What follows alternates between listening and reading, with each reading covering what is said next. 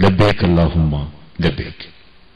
لبيك اللهم لبيك لبيك لا شريك لك لبيك إن الحمد والنعمة لك والملك لا شريك لك لبيك اللهم لبيك لبيك لا شريك لك لبيك إن الحمد والنعمة لك والملك لا شريك لك لبيك اللهم لبيك لبيك لا شريك لك لبيك إن الحمد والنعمة لك والملك لا شريك لك لبيك الله.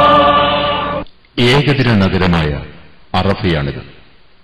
വർഷത്തിൽ ദുൽഹജ്ജ് 9 മാത്രം ജനനിബിഡമാകുന്ന ഈ ചരിത്രഭൂമിയിലാണ് ഹജ്ജിന്റെ ഏറ്റവും പ്രധാന ചടങ്ങ് അരങ്ങേറുന്നത്. ലബ്ബൈക അല്ലാഹുമ്മ ലബ്ബൈക ലബ്ബൈക ലാ ശരീക ലക ലബ്ബൈക ഇന്നൽ ഹംദ വന്നിഅമത ലക വൽ മുൽക് ലാ ശരീക ലക ലബ്ബൈക അല്ലാഹുമ്മ ലബ്ബൈക ലബ്ബൈക ലാ ശരീക ലക ലബ്ബൈക ഇന്നൽ ഹംദ والنعمة لك والملك لا شريك لك لبيك اللهم لبيك لبيك لا شريك لك لبيك إن الحمد والنعمة لك والملك لا شريك لك لبيك اللهم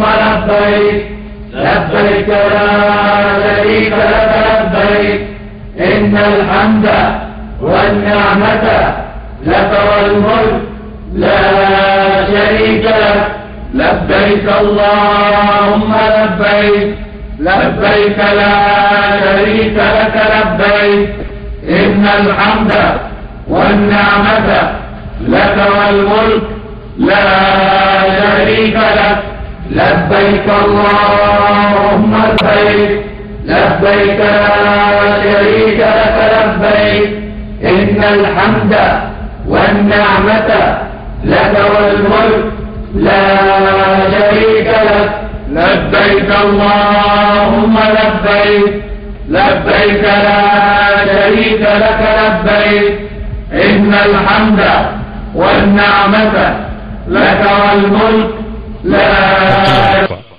ഹജ്ജ് എന്നാൽ അറഫ എന്നാണ് നബി തിരുമേനി സല്ലല്ലാഹു അലൈഹി വസല്ലം തങ്ങൾ ലോകത്തെ പഠിപ്പിച്ചത്. ഹജ്ജിന്റെ മറ്റ് ചടങ്ങുകൾ നഷ്ടപ്പെട്ടു പോയാൽ പ്രായശ്ചിത്തമുണ്ടെങ്കിലും അറഫ സംഗമത്തിൽ പങ്കെടുക്കാത്ത ഒരാൾക്ക് ഹജ്ജ് തന്നെയില്ല. മുഴുവൻ ഹാജിമാരും ഒരുമിച്ച് ഒരു സ്ഥലത്ത് ഒരേ സമയം സമ്മേളിക്കുന്ന ഏക ചടങ്ങും ഇതുമാത്രമാണ്. മഖ്ശറ വൻ സഭയിലെ വിചാരണയെ സ്മരിപ്പിക്കും വിധം ലക്ഷക്കണക്കിന് ഹാജിമാർ സമ്മേളിക്കുന്ന അറഫ ഭൂമിയുടെ ചരിത്ര പശ്ചാത്തലം വിശാലമാണ്. സ്വർഗത്തിൽ നിന്നും ഭൂമിയിലേക്ക് അയക്കപ്പെട്ട ആദിപിതാവ് ആദം നബി അലൈഹിസ്സലാമും നമ്മുടെ വന്ധ്യമാതാവ് ഹവ്വാ ബീവിയും ഭൂമിയിൽ വെച്ച് ആദ്യം കണ്ടുമുട്ടിയ ഇതേ അറഫ താഴ്വരയിൽ വെച്ചാണ് 1400 വർഷങ്ങൾക്ക് മുമ്പ് അന്ത്യപ്രവാചകൻ മുഹമ്മദ് നബി തിരുമേനി തങ്ങൾ ചിന്തോദീപകവും ചരിത്രപ്രസിദ്ധവുമായ വിടവാങ്ങൽ പ്രസംഗം നടത്തിയത്. അർത്ഥഗാംഭീര്യവും ചിന്താബന്ധരവും ഹൃദയസ്പർശവുമായ ആ പ്രൗഢോജ്ജല മനുഷ്യാവകാശ പ്രസംഗം ചരിത്രത്തിന്റെ സുവർണതാളുകളിൽ തങ്കലിപികളാൽ ആലേഖനം ചെയ്യപ്പെട്ടിരിക്കുന്നു. ലക്ഷത്തിൽ പരം വരുന്ന സഹാബാക്കളെ മാത്രമായിരുന്നില്ല പ്രവാചകൻ സല്ലല്ലാഹു അലൈഹി വസല്ലം തങ്ങൾ അഭിസംബോധന ചെയ്തത്.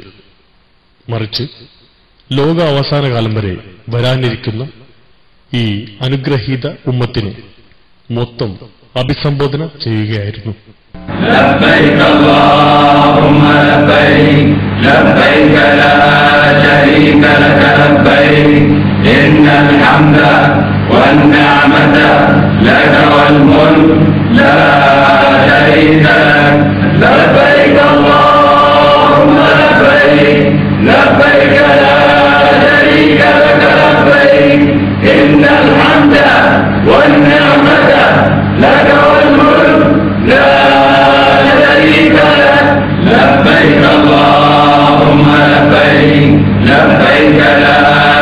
شريك لك لبيك إن الحمد والنعمة لك والملك لا شريك لك لبيك اللهم. العلام الذي يقضي بين عباده ويكلمهم ليس بينه وبينه ترجمان. تذكر يوم طائر الصحف فآخذ كتابه بيمينه وآخذ كتابه. ശ്രദ്ധിക്കുവിൻ, ഇസ്ലാമിന് മുമ്പുള്ള അജ്ഞാനകാലത്തിലെ എല്ലാ അനാചാരങ്ങളും അന്ധവിശ്വാസങ്ങളും ഞാൻ എന്റെ രണ്ട് കാലിനടിയിൽ ചവിട്ടി താഴ്ത്തപ്പെട്ടിരിക്കുന്നു. അറബിക്ക് അനറബിയേക്കാളോ അനറബിക്ക് അറബിയേക്കാളോ വെളുത്തവന് കറുത്തവനേക്കാളോ കറുത്തവന് വെളുത്തവനേക്കാളോ യാതൊരു മഹത്വവുമില്ല. മനുഷ്യമഹത്വം സ്രഷ്ടാവിനോടുള്ള ഭക്തിയുടെ മാനദണ്ഡമനുസരിച്ചാണ്. നിങ്ങൾ കഴിക്കുന്ന അതേ ആഹാരം നിങ്ങളുടെ അടിമകൾക്ക് നൽകുക. നിങ്ങൾ ധരിക്കുന്ന അതേ വസ്ത്രം തന്നെ അവരെയും ധരിപ്പിക്കുക. സ്ത്രീകളുടെ കാര്യത്തിൽ അല്ലാഹുവിനെ ഭയപ്പെടുക. സ്ത്രീകൾക്ക് നിങ്ങളോടും നിങ്ങൾക്ക് സ്ത്രീകളോടും ചില ബാധ്യതകളുണ്ട്. നിങ്ങളുടെ രക്തവും നിങ്ങളുടെ ധനവും അന്യോന്യം പവിത്രമായി കരുതേണ്ടതാണ്. ഈ ദിവസവും ഈ മാസവും ഈ വർഷവും പവിത്രമായതുപോലെ. ഇങ്ങനെ ദീനിന്റെയും ശരീഅത്ത് വിധികളുടെയും പല തത്വങ്ങളും വ്യക്തമായി വിശദീകരിച്ച നബി തിരുമേനി സല്ലല്ലാഹു അലൈഹി വസല്ലം തങ്ങൾ രണ്ട് അമൂല്യ സമ്മാനങ്ങളും നമ്മെ ഏൽപ്പിച്ചു. വിമോചനത്തിന്റെ മാർഗദർശനമായ പരിശുദ്ധ ഖുർആനും തിരുസുന്നത്തും. ഇവ രണ്ടും മുറുകെ പിടിച്ചു നടന്നാൽ എന്റെ സമുദായം ഒരു കാലത്തും വഴിപിഴക്കില്ലെന്ന് സന്തോഷവാർത്തയും നമുക്ക് നൽകി. പിന്നീട് സഹാബാക്കളോട് പ്രവാചകൻ ചോദിച്ചു, അല്ലാഹുവിന്റെ സന്നിധിയിൽ വെച്ച് എന്നെക്കുറിച്ച് ചോദിക്കുമ്പോൾ നിങ്ങൾ എന്ത് മറുപടി പറയും? സഹാബികൾ ഒന്നടങ്കം പറഞ്ഞു, അങ്ങ് അല്ലാഹുവിന്റെ സന്ദേശം കൃത്യമായി എത്തിച്ചു തന്നുവെന്നും അങ്ങയുടെ ബാധ്യത നിർവഹിച്ചുമെന്നും പറയും.